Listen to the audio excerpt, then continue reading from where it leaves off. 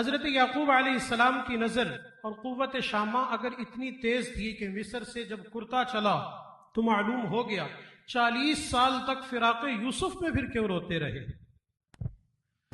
بہت سی قرآنی آیات سے ثابت ہے کہ اگرچہ بظاہر سبب یعقوب علیہ السلام کے رونے کا یوسف علیہ السلام کی جدائی تھی، مگر اصلی سبب اللہ تعالیٰ کے عشق میں رونا تھا، جیسے کہ قرآن پاک کہتے ہیں عَسَى اللَّهُ أَن يَأْتِيَنِي بِهِمْ جَمِيعًا۔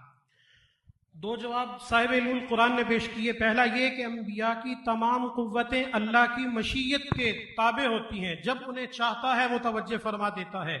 دوسرا یہ کہ قرآن کی کئی آیات سے ثابت ہے جناب یعقوب علیہ السلام کا رونا نہ فراق یوسف میں نہیں بلکہ عشق الہی میں تھا۔